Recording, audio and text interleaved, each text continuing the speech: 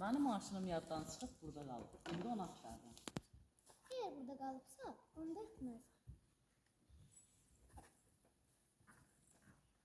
Xanım, ay xanım. Allahın altında sol tənbəyin sənin kimi 12 gözəl qızı olaydı. Nə demək istəyirsən? Onu demək istəyirəm ki, birini xana, birini tacirə, birini bəyə, bax axırda diyəcəyin də mənə verəydi. Görünür ki, sən subaysan. Xalis subayım xanım. Niyə incənədək evlənməmsən? Nə sayıq evlənəydim? Görmədiyim qızı almaram. Gördüyüm qızlardan da ürəyimə yatan bir nəfərdir, amma onu mənə verməzlər. Bəs sən nə bilirsən ki, qız özü sənə gəlməz? Çünki o bəy qızdır, mənsə aşınmalçı. Sən əvvəlcə qızdan soruş. Nə bilirsən o sənə gəlməz? Doğru buyurursan xanım. Bəs elə isə de görüm, mənə gələrsən? Kim? Mən? Bəli sən. Mənim xoşladığım qız təkcə sənsən. Amma yox xanım, mən sənə yaraşan deyiləm. Mənə xanım demə. Adım Gülcəhrədir.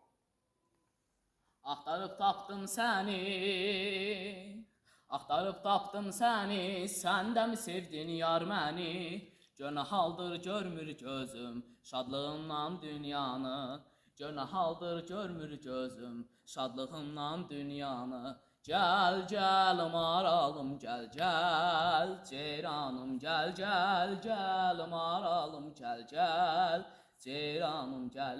Səni sevdim yar, səni sevdim, gözüm görməz özgəni.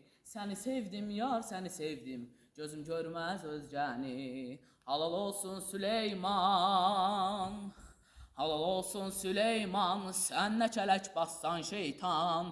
Öyrədib məni yola saldın, mənə rast gəldi yarcan. Öyrədib məni yola saldın, mənə rast gəldi yarcan. Gəl, gəl maralım, gəl, gəl, ceyranım, gəl, gəl, gəl maralım, gəl, gəl, ceyranım, gəl. Səni sevdim yar, səni sevdim, gözüm görməz özgəni. Səni sevdim yar, səni sevdim, dura bilmərəm sənsiz.